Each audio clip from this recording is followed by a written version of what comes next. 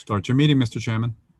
Good evening, board members, village staff, and anyone watching virtually online. This is the October 8th meeting of the planning board.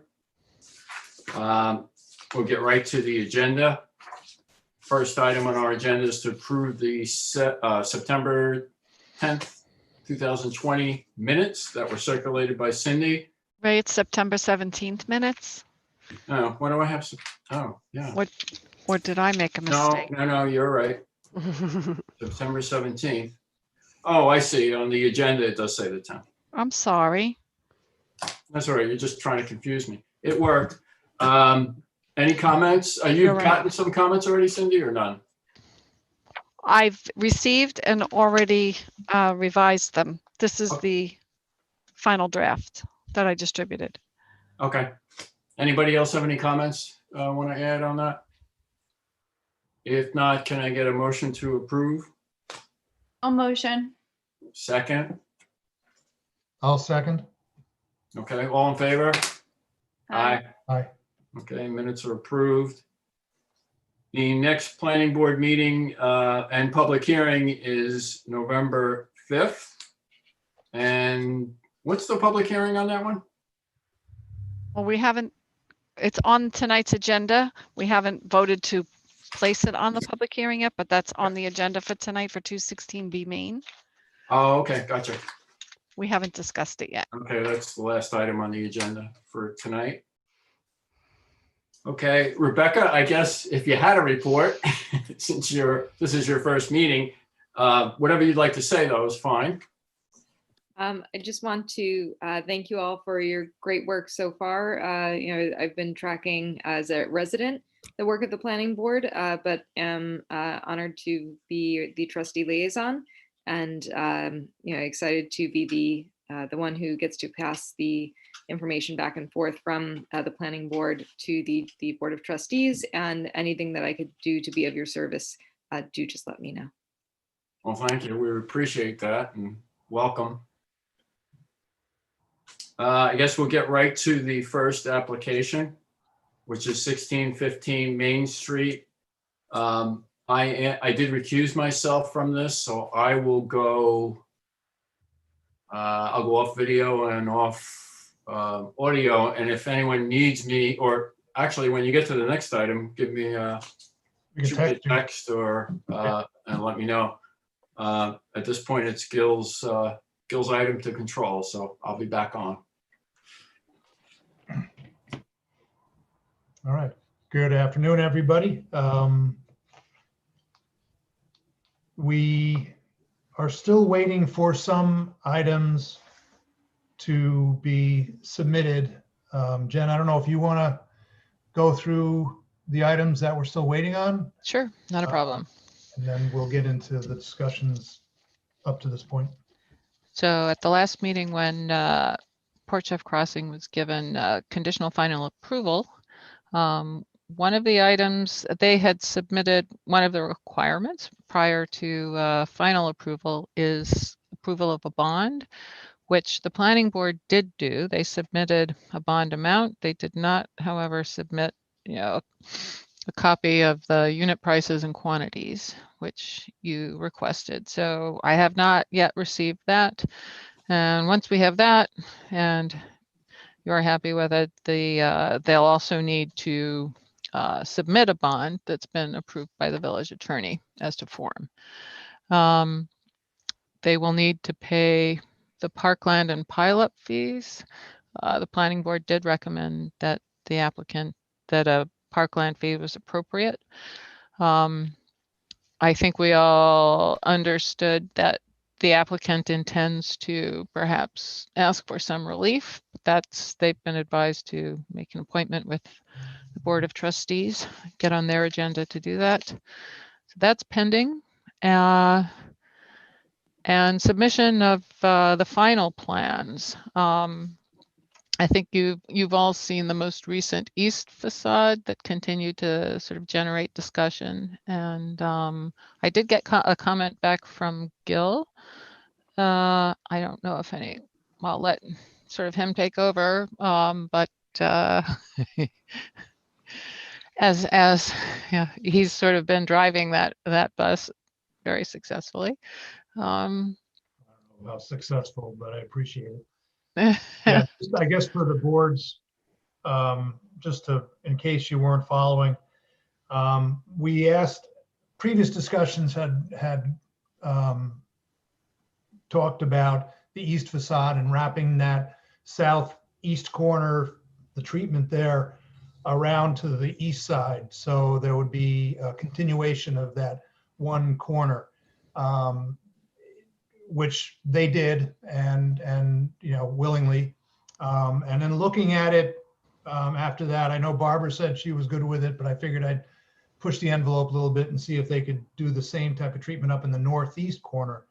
But the applicant or the applicant's architect put together a presentation which showed the existing condition from Oakland towards the building. And then, I don't know the term, but basically designed the building as it would look like. And I think he was correct that adding that treatment to the northeast corner would make it too busy. And also there's a stair stack that will give the appearance of that, same kind of corner to a certain extent.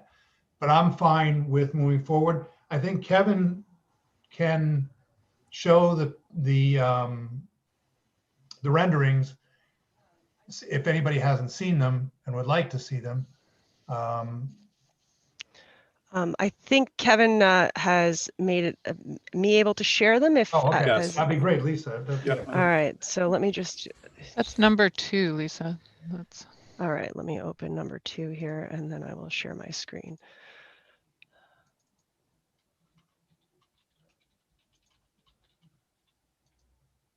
At least you would get the document up first and then share. And it's best to not have multiple documents.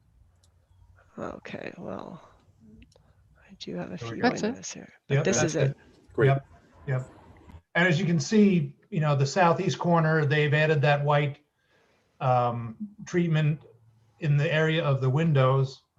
And then you have the remainder of the building to the north. And then there's that, at the northeast corner, there's that stack, which will be the stairways leading from the various floors down, to the lower floor. So I'm satisfied with what they've provided. I guess I don't know if anybody else has any comments on it. No, but thanks, Gil, for sticking in, hanging in there Well, and, getting that. It looks a lot nicer. yeah, it's, at least it's a little more interesting than the East German look it originally had. yeah. And if I could just add one more thing, following up on the board's suggestion that there be landscaping. You can see the retaining wall sort of in, that's foremost on the facade. That's the poured concrete retaining wall. You had suggested landscaping on to sort of soften that. And I did speak with the village's consultant who's doing the parking lot, Station Street and Highlands realignment. And it looks like that will also be possible. So I think that awesome. will be another improvement there. Great. Yeah, very good. All right. So I guess moving forward, we're still waiting on, the documents that Jen mentioned. So until we get those, I guess no further action is needed, correct, Jen? That's correct. There was one request that Conifer had in a conference call yesterday, and that is to revisit the plans that you approved call for an irrigation line for the trees that are proposed along Station Street. And I told him I would raise it with you. In there, as proposed now, there are tree pits interspersed with sort of a stamped concrete strip in the 3 feet next to Station Street, and then there's the 5-foot sidewalk along the building. And putting an irrigation line in there, and breaking it up with stamped concrete sections does, pose some difficulty. And I was at the site today, again with the village consultant, and was looking at a possibility of just creating one long landscaped strip along Station Street. I don't think there'll be a lot of pedestrian traffic anywhere except, crossing the street other than at Oakland Avenue and at Main Street.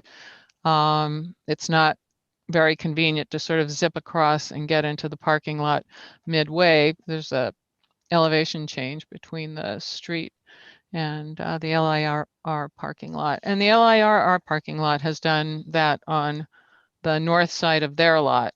And it's relatively successful, even without rigid, regular maintenance. So I think, Lisa, there were a couple of photographs. I can just, to refresh your memory, number 3, document number 3. Okay, one second, let me pull it up. All right. Jen, can you just reiterate that on next to the building, Mhm. that there will be stamped concrete, and what you want to do is keep that out so it'd be easier to irrigate the landscaping? Is that what I'm hearing? Sort of, yes. So the stamped concrete section. So Barbara, on the other side of Main Street where they sort of built the new parking lot that comes out, there's a stamped red, it's dyed red stamped concrete strip that is the buffer between with tree pits that separates the street from the sidewalk. So the proposal was to do something similar on this side, and but to really try and promote healthy, robust growth with the trees, because the shading will be an important part of will be an important function. If you look, this is the north side of the LIRR parking lot, and it's you can imagine that the paved part that will be Station Street, and it seems to work. I think it might be something to consider in lieu of just tree pits, then a stamped concrete section followed by another. So I thought I'd bring that up as an alternative. The village will be doing the landscaping, and the tree planting will continue south past the applicant's site. So I think it's an item that can be placed on sort of hold for a while. And yeah, I'd like to get your thoughts. Lisa, if you'd go to number 4. When they were stamping the parking lot behind my old building, they really had a difficult time. The company had to come back a couple of times to redo it. Oh. And so if we can avoid that, I totally agree. Hi, Joe. Hi, Joe. Hey, Joe. But it wasn't, it didn't go as smoothly as originally everybody thought. And we did have to come back and redo it a couple of times. So this is what it looks like from the LIRR lot. And it's not, because this is pretty high up on the site, you can't see, but as you head east, there's an elevation change. And I don't think people sort of regularly cut through there much at all. I don't think there'll be a need to do it. So I think it's something worth entertaining, and I'd like, your thoughts. I like the idea of the continuous landscaping. I think that's, anywhere you can add more greenery, especially uptown, I think it's a good thing. I agree, but they might want to consider, like how Tony Gito has at the CVS building, where the parking lot he have a little path, a brick path from the parking lot through his landscaping. Mm-hmm. You might want to do at least one of those for the people who do, like, let's say the tenants of the building want to walk across the street and make it a little bit easier. Right. And I think we will have things like that up where the main tenant entrance is, Mhm. and also down at the eastern end of Station Street where it hits Oakland Avenue. We'll have crosswalks and things like that. So it won't, yeah. I Yeah, think. that would be nice. Mm-hmm. I mean, one of the things that we could do, especially if we're delaying any decision on this, is, I don't know if it's possible, but waiting until the building is constructed, inhabited, because a lot of times, you know, landscape architects won't put in paths until they see where Foot traffic is. Yeah, and that might be the best place rather than trying to force them into one location. Mm-hmm. You know, see what everybody decides to do. I mean, obviously they're going to go up 112 or up Oakland to get to the train station, but until we build the building, you know, I don't know if we're going to know where they're going to go. That's a good idea. Okay. I guess we could put it as part of the approval and then require Conifer to do that. Yeah, I think I'll certainly, it may mean, I don't know what it does in terms of, but the economic part of the agreement. But I think if it's something that everyone agrees is a good approach, sort of rigorous ground cover and the trees in lieu of all of the concrete work, it may be a good approach, and I'll find out. So Cool. Thank you. Hmm?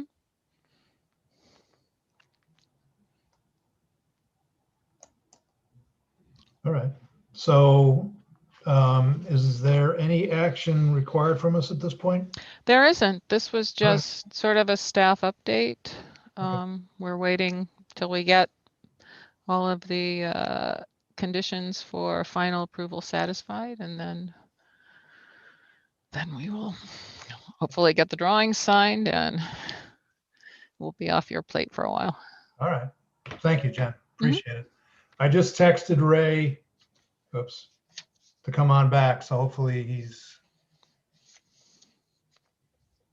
coming back. Yep, there, I think he's coming.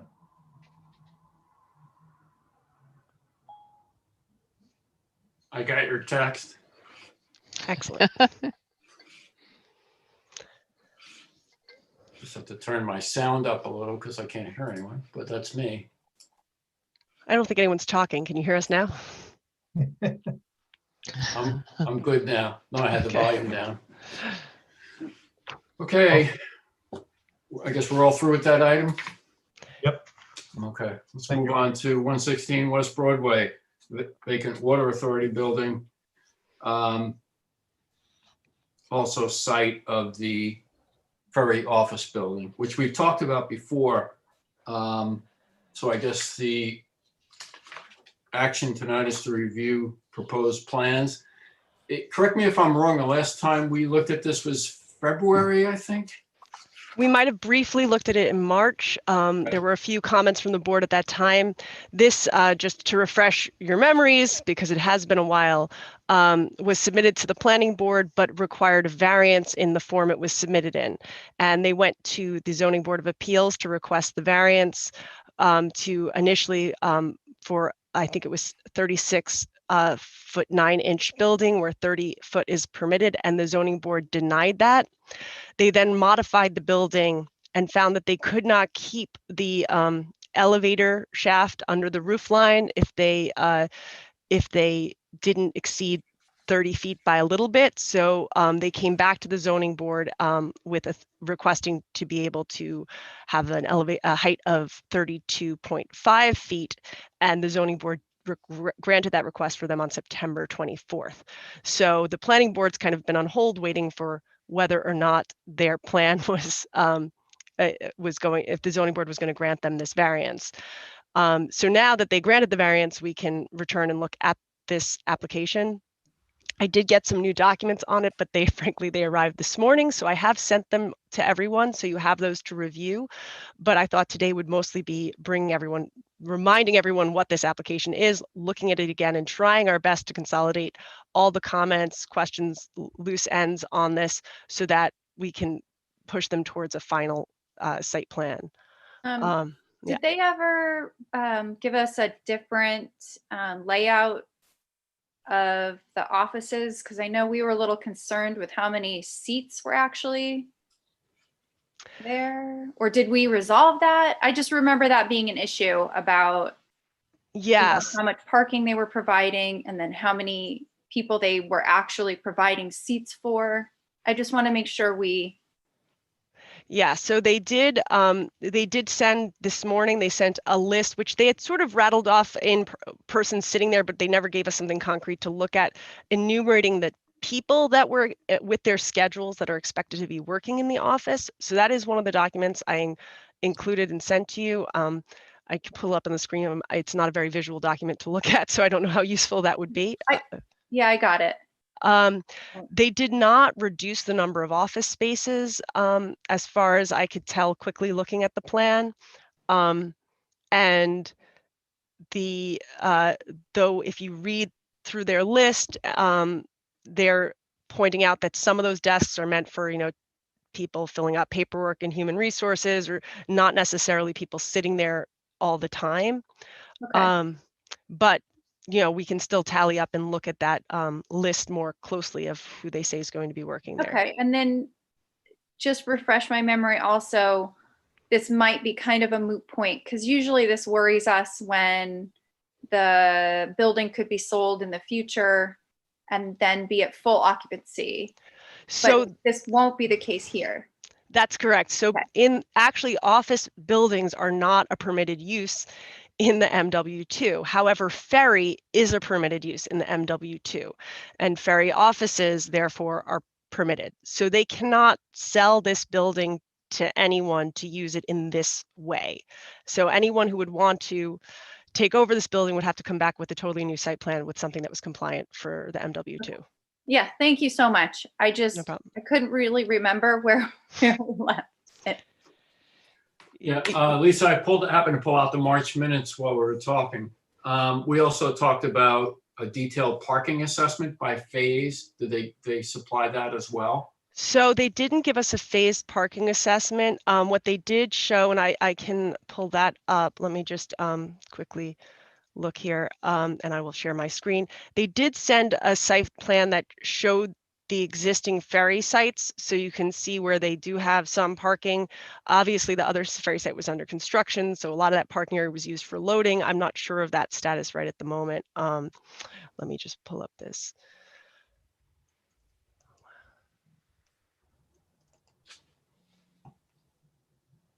Okay.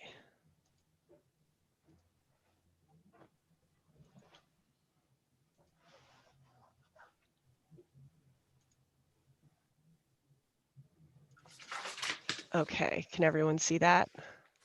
Yeah. Let me see if I can zoom out a little so we capture the.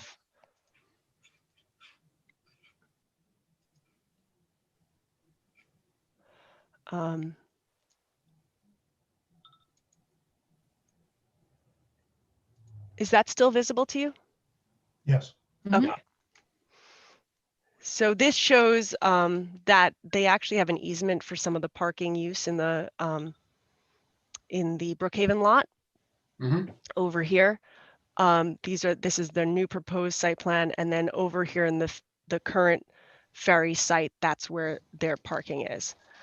So this was their attempt to connect those properties. If I scroll down, you can see the visual of what they actually look like on a satellite image. But if we could put in more specific wording, exactly what you're looking for, so that we can make sure we get the right documents from the ferry people for to satisfy this question of what the phased parking looks like. I think what you're asking is in part how many people are going to still be working at the ferry dock location once this is constructed.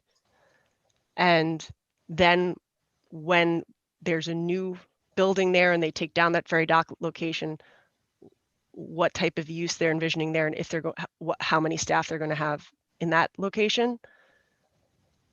Yeah. And then can I add on to that as well? I thought that they were also talking about, they kept talking about parking that they had over behind the boat storage. Am I not? I have a feeling that that parking, that they may well have people who park there, and I don't think that is a part of any site plan. I don't know. I don't also know whose property it is, so that is something we can ask and look into. Okay. Okay, I see in March, we also asked, we had some architectural comments. Street side facade needs more enhancement, i.e. a Juliet balcony, window boxes and paneling. So you know if anything was done on the architectural drawings for that? So let me just pull up the most recent plans I have. I did not notice very many changes to the facade on that south side. They do show some screening plants. It's not detailed yet. So let me just scroll down here. So you can see that on this page, they've indicated what looks like it's probably intended to be arborvitae. It doesn't say, unless it says very tiny. I don't see that specified, but I think that was one of their ideas to soften the facade, was to add a row of evergreens there. But the facade itself, I'm going to scroll down until we get a view of the south side of the building. This is the north elevation. This is the south elevation. So they did in this, this again just came this morning. So you can see, I don't have color renderings of it at this time, but you can see they added a little white paneling there between the windows and underneath that lower window. Okay.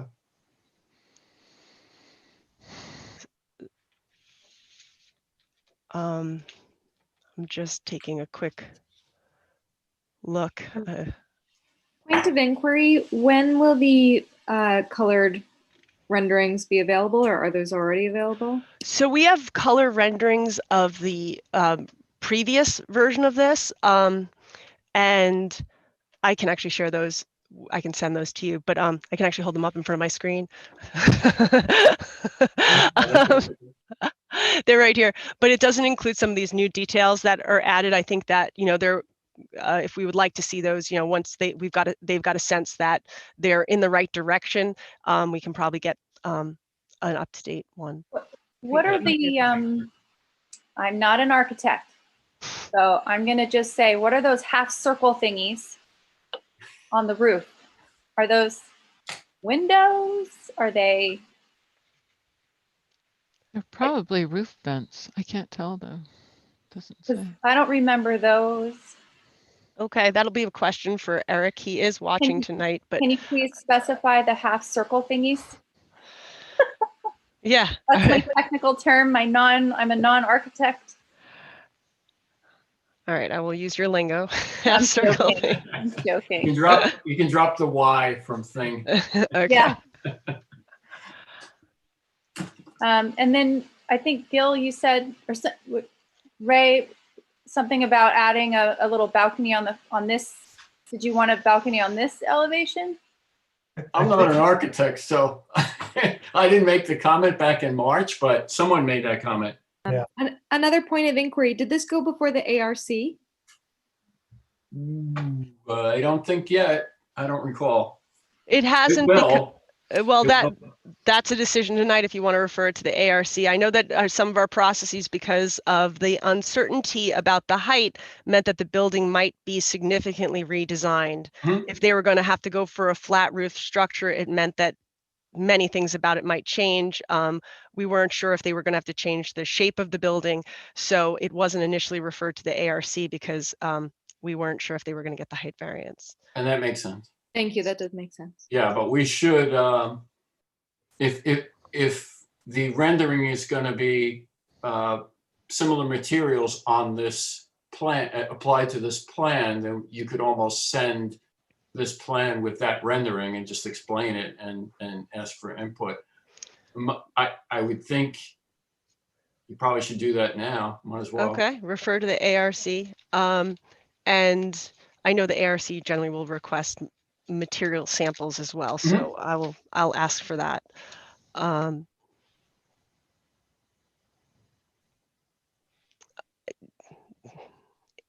What is our next step? Like at our next meeting, what are we? I guess it depends on how far along you think this is, how satisfied we are. Again, I haven't had a chance to look at these most recent drawings, and I honestly have been looking at this really only from a zoning board perspective for many months now. But the main issues we were trying to resolve the last time we met were issues about having landscaping, softening the south facade to make it look a little less like the back of a building,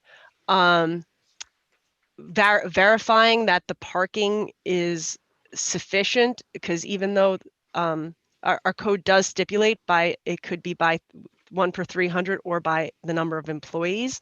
So if it's looking like they're putting way more employees in there than 1 per 300, then there's a question of if it's a feasible, workable building. So those were the main things that you were trying to get a grasp on the last time we discussed this. I don't know if there's other issues still remaining that you see, or other things you want me to make sure.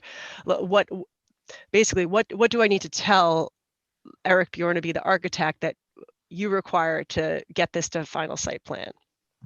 Well, I can respond before the next meeting to you, and you can pass it on to Eric about the parking study, what we'd like to see. I think if everyone else goes through what was submitted today, and we put it on the agenda for next time and discuss it, and also go out to the ARC in between, if they can look at it, we can keep it moving along. I'd also like to find out from them, we had some questions last time about what was going on in New Haven. There was talk of them, I'm sorry, yeah, was it New Haven? No, Bridgeport. Wrong Connecticut town. Bridgeport, about the terminal, they want to move it to the east side of the, I guess that's the inlet there, or is that the river? I guess that's a river.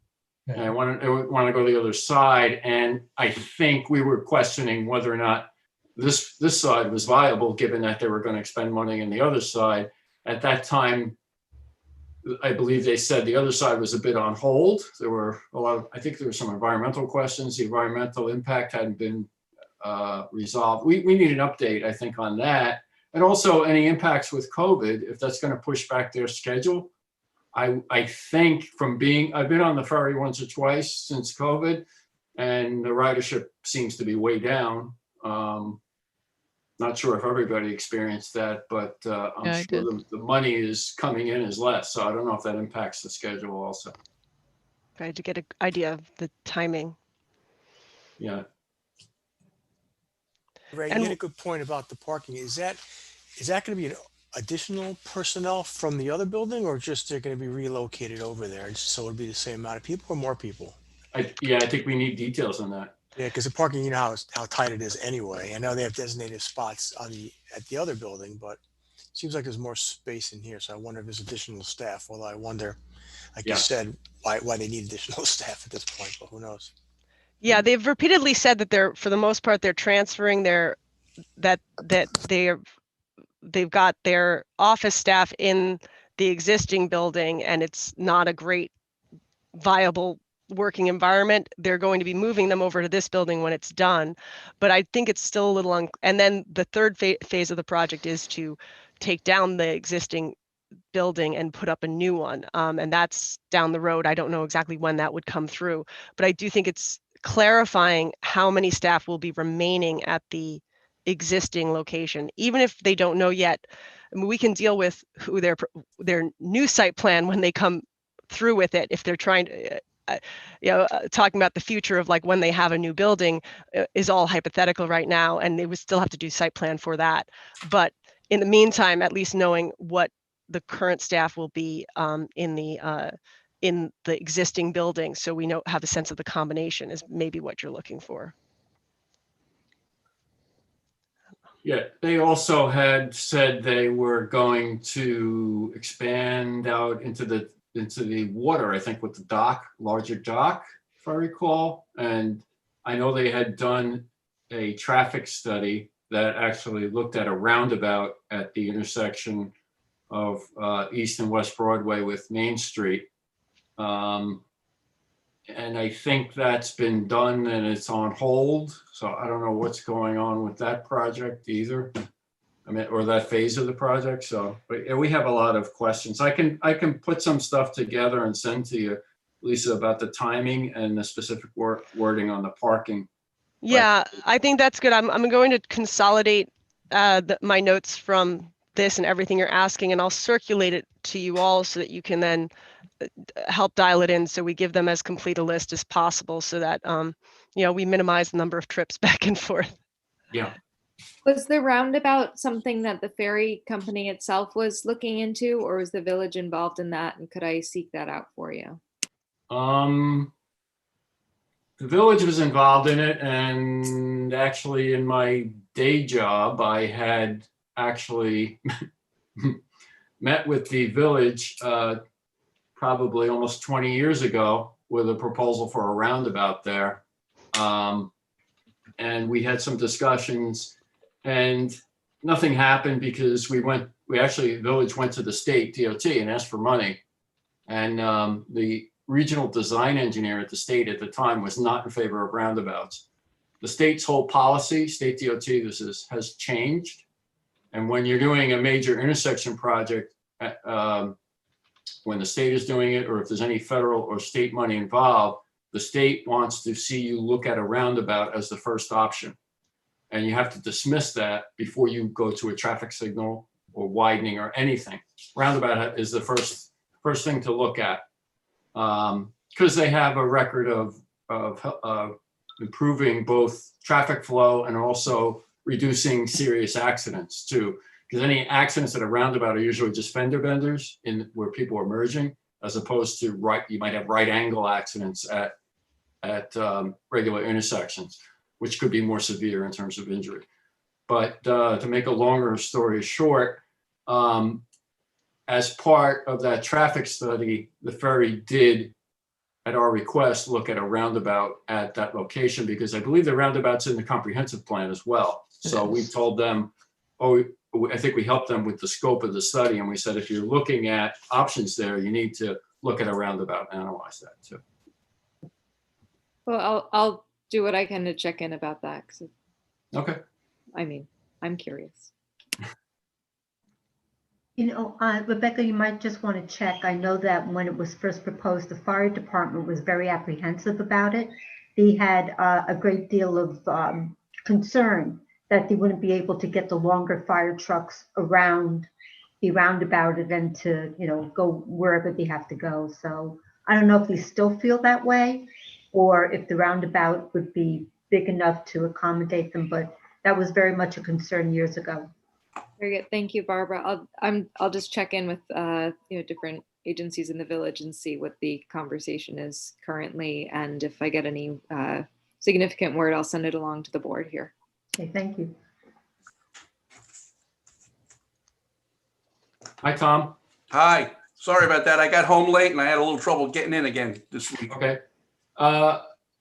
Just to catch you up a little bit, we were talking about the Water Authority building. Okay. And we went back to the March minutes, the last time we talked about it. They needed a variance for the height because they were at 39, was it originally, 36? And the zoning board turned them down. So they reduced it to the minimum that they could do to accommodate the elevator. So it was still a variance, and it was 32.5 feet. And they got approval on that. So now it's back. So now it's active again. Okay. But when we talked in March, we talked about some architectural revisions. And we had a brief conversation and said, you know, they submitted some documents today, which you should get because they were Lisa sent them out late afternoon. But it was an updated architectural views of the building, not building materials, but we had the old renderings that were in color of the materials. So we decided we should take a combination of the new plan and the old rendering and send it to the ARC for comments. Okay. But some of the comments we had was to have a Juliet balcony and a couple of other things. Add that on the south side of the building, the side that faces West Broadway. Juliet balcony, window boxes, and paneling is what we had. So that's where we stand. But Lisa's going to kind of cull together all the comments and send that around, and then we'll resume the discussion. I'm sure it'll be on the agenda next month. Okay, sounds good. Okay. Yeah. Anything else at this time that that you would like to see from this application or have clarified or additional materials? No. Okay. All right, we can move on to the next item, which is 170 North Country Road. And that's also you, Lisa. You're. I'm all over Bring it today. on. Everything else is me. Yeah, so 170, another blast from the past, is back. So if you recall, and you probably don't, 170 North Country Road is at the corner of Columbia and North Country. It's Sal Capitano's building. He used to have Raytheon Technology, and Mather Hospital Psychiatric Outpatient took over about 3,800 square feet there. And they came to us, Sal came to us with the site plan amendment in 2018 to expand the parking area. However, at the time, that was zoned RO and medical use was prohibited in the RO. So he had a prohibited use and was trying to expand the parking to accommodate it. And the planning board told him, no, you can't. You'd have to get a use variance, or you'd have to get rid of the medical use to be able for us to entertain this. He then brought us back in another application, and I told him the answer was going to be the same, but I could put the application on hold for him because the Board of Trustees was working on a zone change. Because in the comprehensive plan, that this whole area that I'm sitting in right now in North Country Road was intended to move from RO to PO, as well as the little area over on Belmead, which kind of got accidentally caught up in zone definitions over the time. Anyway, this summer, the Board of Trustees voted to rezone. As of September 4th, that rezoning was accepted by the state, and his application therefore became active again, because we can now consider what he is asking for, because he now has a medical use and it's permitted. And interestingly, I was looking at the code, I thought he was going to have to go for a conditional use for medical use. However, the way it's defined in the PO, professional office includes medical. So he already has a CO for professional office use there. So that's a quick summary. I'm going to show you a couple of documents I sent. Obviously, I sent everything to everyone. One of the documents I have is the original site plan from 1992, I believe. And I'm going to show you that first because he actually has in that site plan land banked parking that if he wanted to, he could unland bank. So let me just see if I can pull this one up.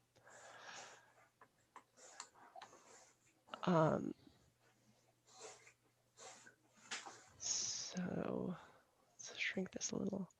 So this is the original site plan from 1992. At the time, RO did permit medical use. And so this was designed so if he wanted to include medical use in the future, he would have sufficient parking. And all of the spots down here were land banked and were never developed. The problem with this plan is twofold. One, according to Sal, it's way more parking than he requires because he does not have a building full of medical use. So I think this is 77 parking stalls here. Another is that because of the slope over here, it's a very expensive proposal because you'd have to build a big retaining wall, and the grading there would be very challenging. From a planning perspective, this is a residential use over here. And while he could just go out and build this right now without planning board approval, because he already has planning board approval for it, it would really be ideal to not have, I think, this parking in this area and instead allow it to stay naturally wooded like it is. So this is just to give context on the history. Let me pull up now so I've gotten over the last year, every once in a while I get a new version of the parking plan, and on September, I think 28th, Sal dropped off this revised version that shows now sufficient parking for the 3,800 square feet. I think there are still some issues as I outlined in my memo, but I'm going to share this. Can you see this new parking? Yeah. Okay, so you can see compared to the old plan, some of what was proposed in the old plan is here. Like for instance, these spots or some of these spots were in the 1992 plan. And the parking was expanded over here and down here, but the whole connection that this would have been a drive path here rather than spaces. The plan he's showing now actually has with 68 spaces. I think if my calculation was right, that was actually one extra than what he required. And in addition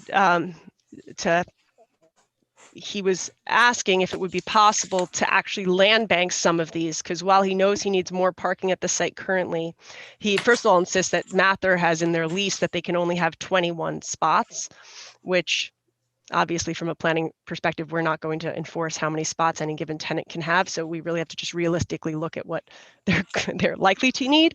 But it is possible that they don't really need 38. So we could, the planning board could choose to allow him to land bank some of these spots, which would allow him to preserve, for instance, here, there's a very, near the building, there's very mature foundation plantings that are there. That actually, I included a picture, street view of them from Google Maps in the memo. He also would ideally not land bank, who would land bank this one as well for ease of use. Can I make a comment about the parking number? Yeah. I'm just noticing, I did a quick addition and division, and it looks like he's only saying that a third of the building will be medical use. And I'm just wondering if that's like, how would we prevent him from increasing that number? And then we would have to put the burden then on our inspectors to go and make sure that only a third of the building was actually being used for medical.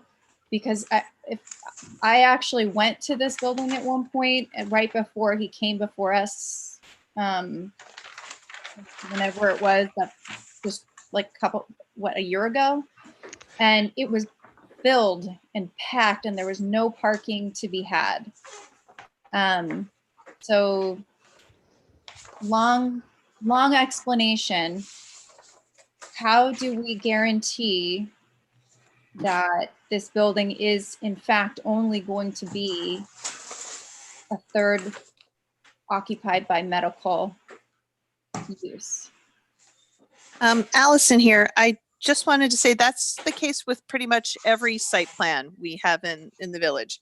It falls to the enforcement staff to make sure that we're not changing from a less intense use to a more intense use. So that just comes in from staff doing, enforcement staff doing inventories of what uses are in what space. I wouldn't suggest that this would be a situation where we would covenant or limit through legal tools what kind of use could be in what space, because codes change over time and lifting covenants is a very expensive and cumbersome process on both sides. So I totally hear and understand your concern regarding, yes, only 1/3, and we know how lucrative and in need we are of additional medical space, and certainly the parking implications of that.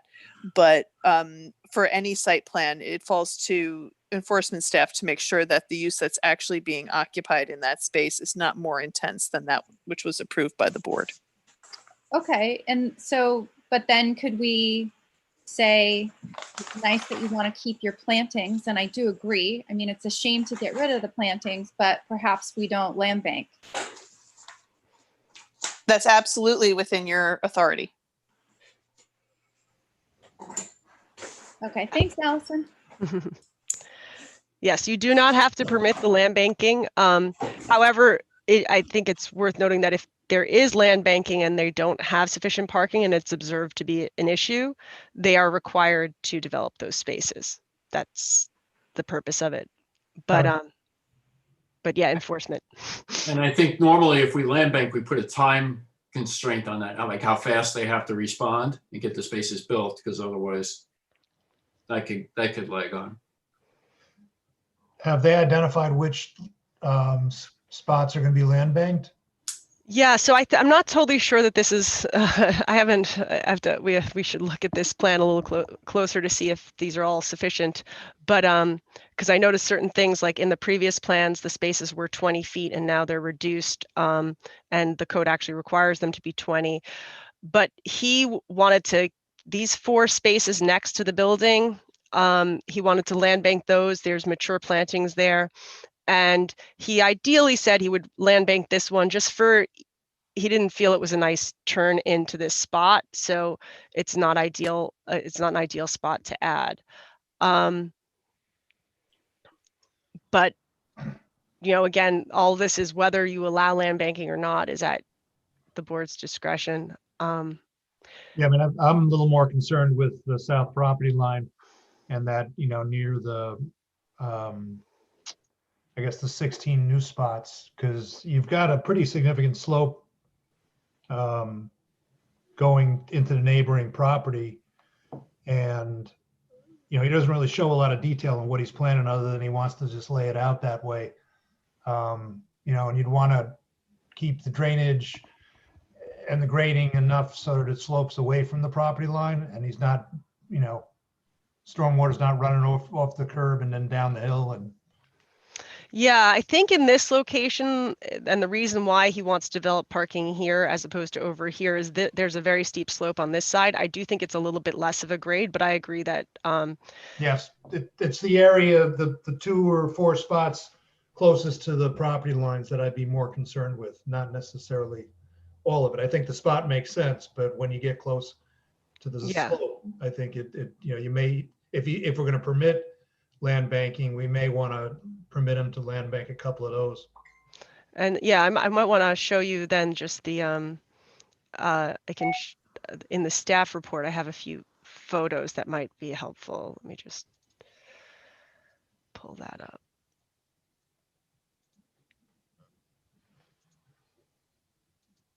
Okay.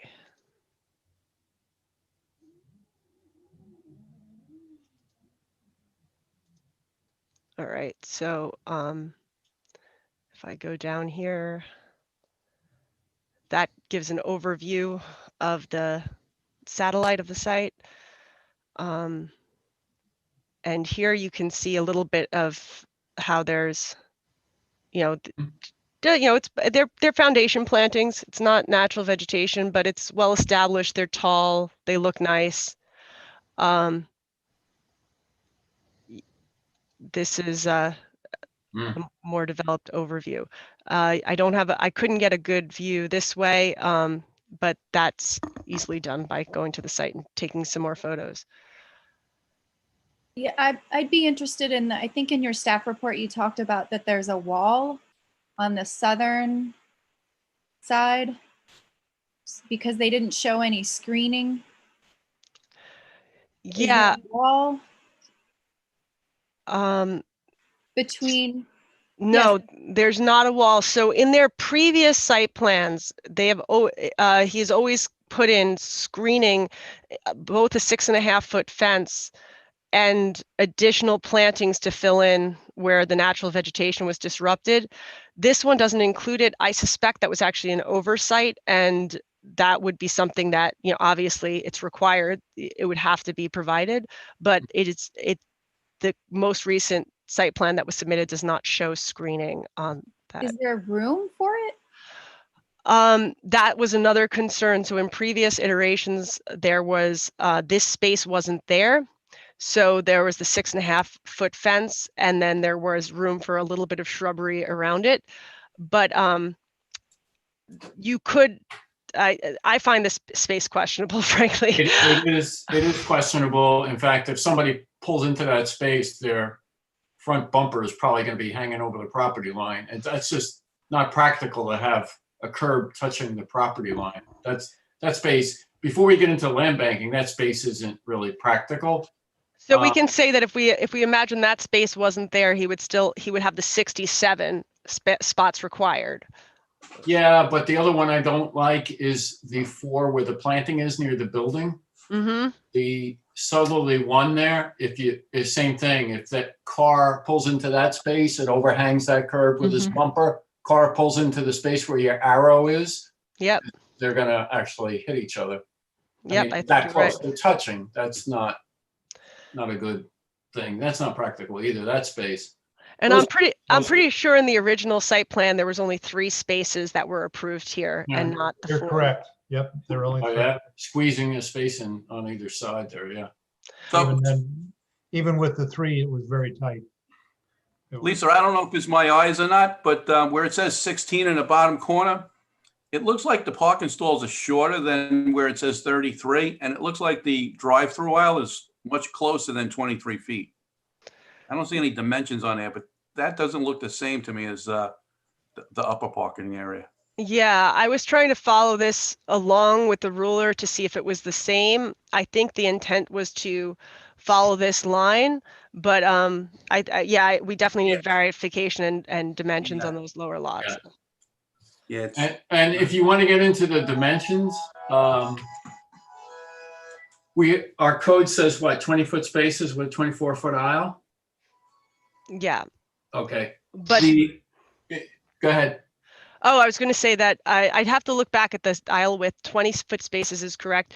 The aisle width for this on the previous approved site plan, I think, was 21. So 22. Was it 22? Okay, yeah, Yeah. 22. He adjusted. I thought he had added 2 feet because he had taken one away from each of these sides, but the math must have been done wrong there.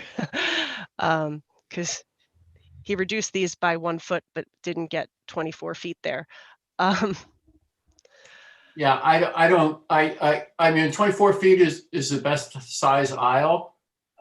You could say the 19 is okay because, like I said, the front bumper, when a car pulls in and its tires touch the curb, there's an overhang of at least a foot in the front. So effectively, you have a 20-foot space, even though it's 19. So if you could get another foot, I'd be happy with a 24-foot aisle and the 19-foot spaces. You usually work in terms of the size of a parking module, which is if you add those 3 together. And I think the module for 9-foot wide space and 90-degree parking spaces is 62 foot. And this is, what does this add up to? 61, I think. So you got another foot on the aisle, that would be good. Yeah, I have a feel we might have to have you look at the code for parking lots because I'm not sure that we have it written as nicely as we should. Oh, okay. I do think that there's a possibility that some of the spots that don't work out over here could maybe be added over here. I don't see offhand any reason why this isn't a possibility for getting another couple spots in. Right. And that might be a way to pull this off the line, take away some of the questionable spots, make sure that they're all up to the size required. Mhm. What Still what get the- what is the use on that side, the west side? What's next to it on the west? So this is zone PO, but it is a single family house, but the house itself, if you look at the aerial map, the house is way up here, and then this is all just wooded area back here. So there, it's not really next to anything besides woods back here. So putting parking spots back there would have a less of an impact on the neighbors. Potentially, I mean, yeah, I mean, this is over here, this is the Highlands, and there is a bit of a natural buffer and berm there next to the parking lot. So this doesn't directly abut a house, but that Okay. said, it is a residential area, and I would suspect it'd be, if it wasn't screened, I think it would certainly be visible. Yeah, Lisa, do we know, they should really dimension the sidewalk where the test hole is? Because you really like to see a 5 foot area there, because like I said, the car bumper might be a foot in, so you only have 4 feet then to walk, and you're up against the building, so you want to have at least 5 there. And back where those 4 spaces are, again, that northerly space, if that's ever built, there's like no sidewalk there. I mean, it's down to like 2 or 3 feet. It looks like, it's hard to say, but you know, that should really be a 5 foot sidewalk around that side of the building. Okay. So Are there handicap spots, ADA spots? They look like across the main entrance on where above these the number two. 19. Yeah. Oh, I see them. Yeah. Okay.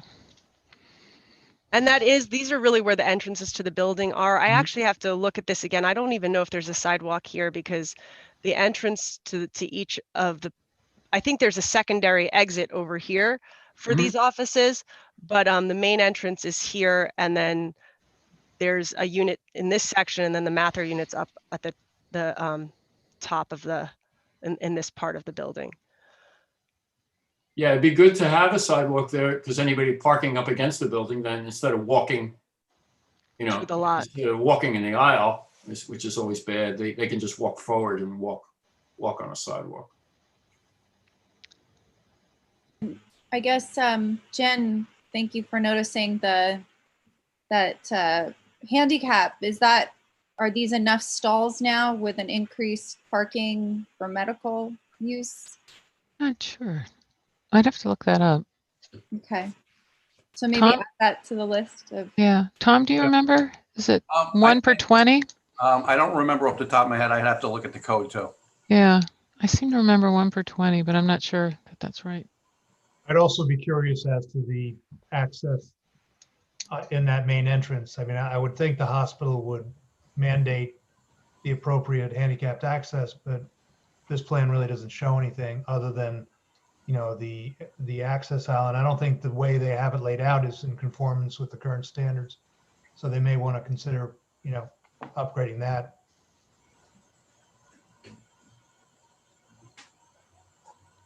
Okay.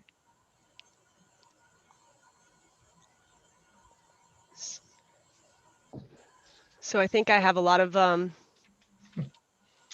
your questions. We have some things that need to be added to this site plan, obviously, screening that's required, that has to be there, ADA accessible issues. It needs to have its parking calculation on the plan as well, which I know it still becomes an enforcement issue, Laura, which isn't always the best, but at least then on the site plan, it would specify precisely how many medical square footage is calculated in to this particular site plan. And it would be clear then going forward, if there was a question, that no, the entire building doesn't meet site plan if it's all medical.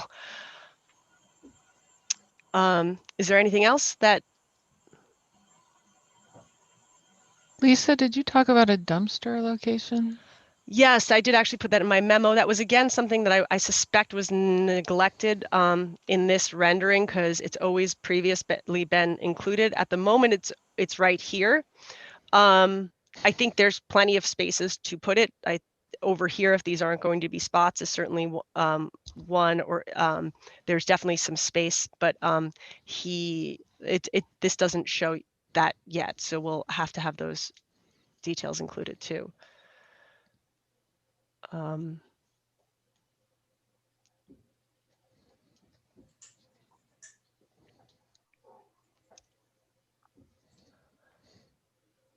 Yeah.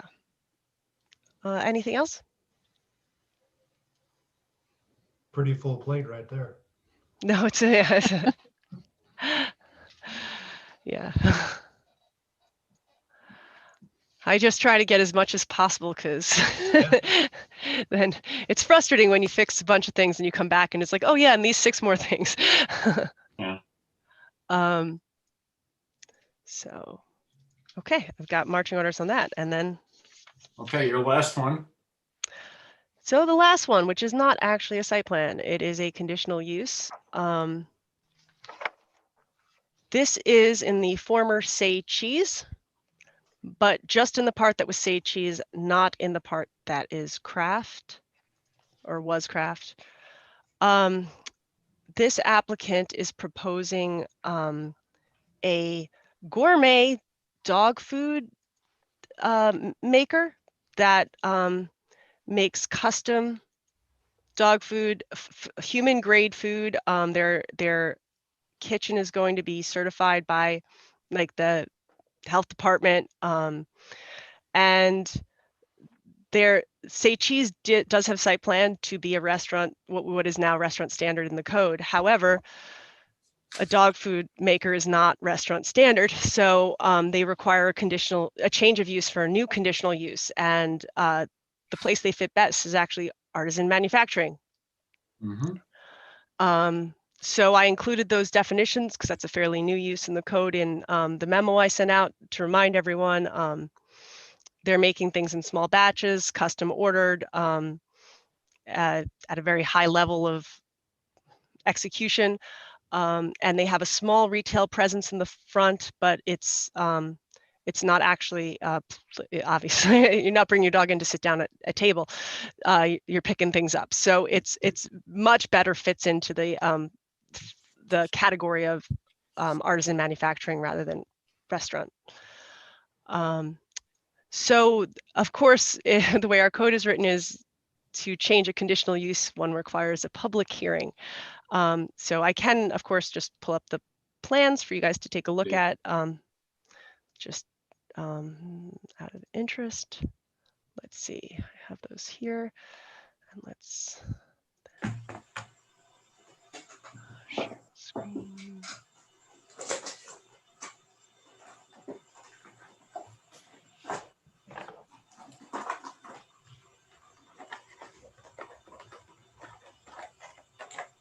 Having trouble.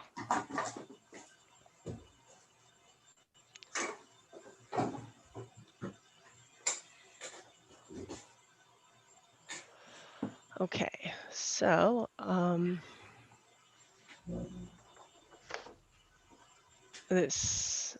we can come in here and just, I don't know how visible this is. It's way too small, probably. We can make it out. Yeah. Well, I have a big screen, so I don't know everybody else. So this is the demolition plan. If I assume everyone here was in Say Cheese at one point or another. This was their main seating area. Their little kitchen was here with their counter serving cheeses around here. And then this was a little more private dining area in the back. And some storage and stuff here, which led through then to their craft accessory use over behind them.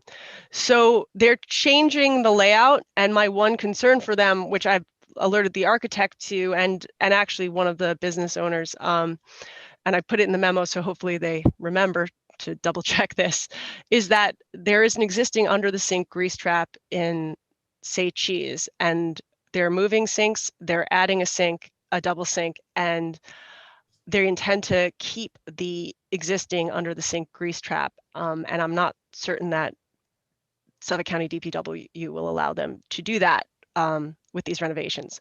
So hopefully one step before the public hearing ideally is finding out if that is going to be okay for them to do the renovations they intend and maintain the existing under the sink grease trap, because if they can't do that, then they do have to go to site plan because they're going to need a grease trap. They seem very confident. They're like, no, Suffolk County told us it was fine, but I haven't seen anything in writing about that. And looking at then the new plan where they show up here, the relocated sink with the grease trap, relocated grease trap, but then over here a new double sink, and it does not mention a grease trap. I don't know how likely that is to get that S9. Gil, you're nodding. Yeah, I'm like, but Gil would know better than I.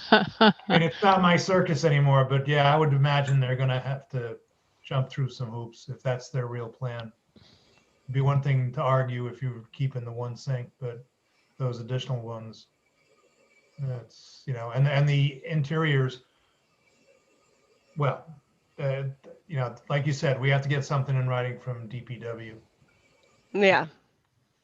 I'm going to ask for it for us. I mean, in the end, it's really to save the applicant the hassle of having to come back to the planning board twice, because when they will go for a building permit once they have conditional use approval, and then what Tony will require it when he closes out their permit. So if they can't get it, they won't be able to open. And that is something you definitely want to know before you start the process. Do you think we should go to a hearing without that determination?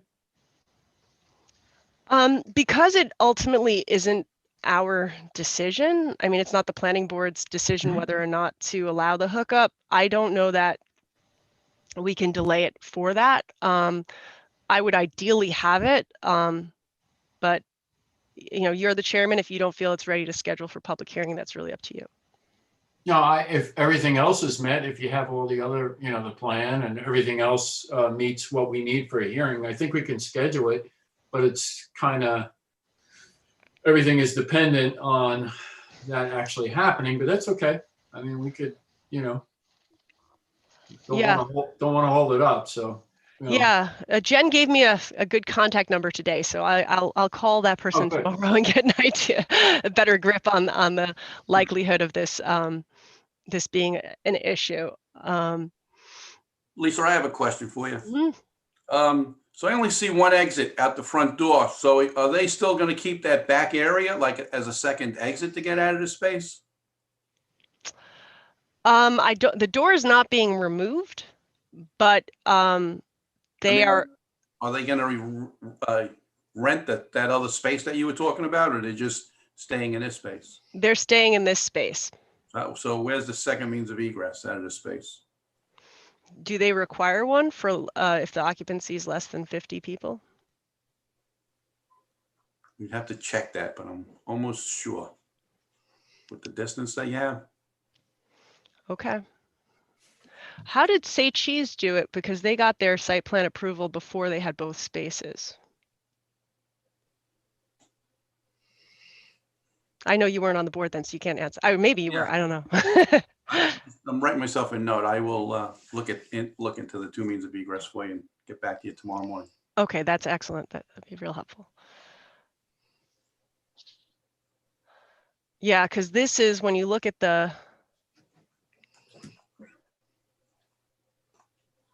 this is the public area right here. This is a counter that separates the back prep area from the area where the public will be.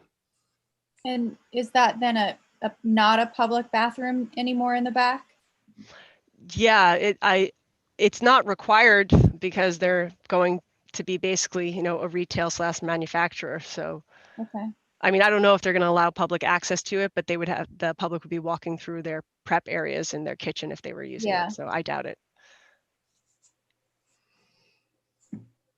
I was just saying it because some of the spaces look real small to get back there. So yeah.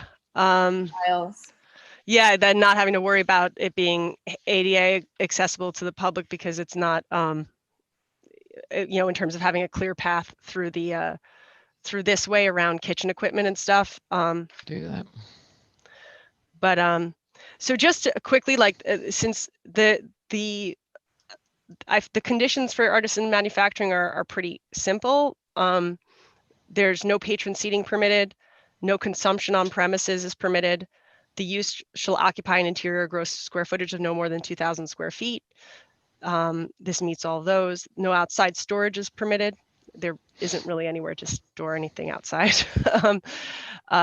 Where the site abuts or adjoins a residential district, well, it doesn't here, so that's not going to apply. And such a use shall produce little or no environmental pollutions. So this is maybe the one area that would be something that we might want to ask that they be prepared to provide evidence on, or some supporting material to suggest, because it's the only area that I could think would be a potential issue, which is, fumes or, from the manufacture of these foods. And then such a use shall include a retail component where goods are produced and sold on premises. So for the most part, those are just they very clearly meet them all without issue. There's that one issue of environmental pollutions, which perhaps they could provide more information on. I don't know a lot about the manufacturing of pet food. Lisa, also they're going to lose grandfathered parking permanently, right?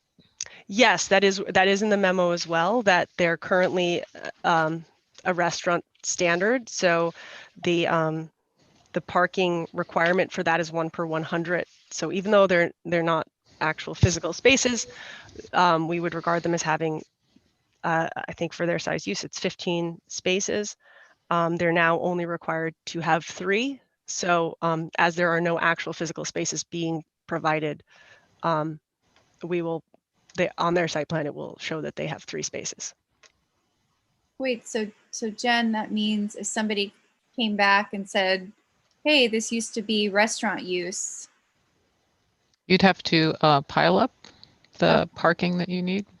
Okay. So these guys will need to go to the village board with for a pileup? Not for this use. Right. They'll lose whatever they've been grandfathered. Well, they'll lose what, 2/3 of it? Is that right? Oh, okay. Right, So yeah, they'll keep 3, but the remainder between the 15 and the 3, they lose. Yeah. This was, this is the lower parking requirement, which means it's easier to change a retail space, for instance, into an artisan manufacturing space, because it's not anticipated that artisan manufacturing is going to generate a whole lot of parking requirements. By its nature, most of the space is being used for manufacturing. Whereas if you look at the site plan, how much space actually were people sitting down when it was Say Cheese, it's significantly different. Mm-hmm. So yeah, because we play with this, grandfathered parking in the village, and when you change your use, what your site plan says is how many spaces you in theory have. Lisa, do we know if that door actually opens out the way it's shown? Because that sidewalk is not all that wide there. And so an open door is going to cut into that sidewalk. I've been in that restaurant so many times and I can't tell you. I'll have to verify that. Yeah. Also, Lisa, do you know how many employees they're going to have actually creating the food or cooking the food? Is it like a 3-person operation, or is it multiple? Yeah, I'll have to confirm how many employees total. There are 2 business partners who are the main ones involved in this endeavor. I don't know how many additional employees they might need to hire. Okay.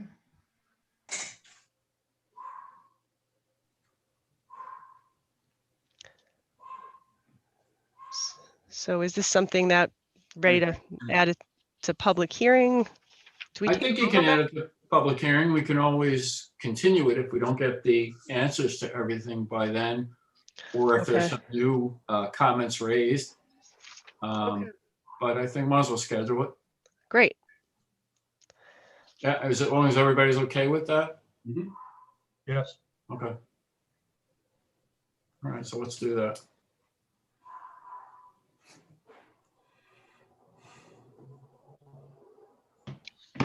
Lisa, do you want me to reach out to DPW to get their take on this? If you don't mind, that you probably get a quicker response. I'll try, sure. I don't know. He's still in the 2-year penalty box. I'm not looking for work from him, so it's just a question I can ask. Although you're out of the penalty box in what? A couple of weeks, right? Yeah, 2 weeks, 2 weeks. 2 or 3. That went fast. Yeah, didn't it?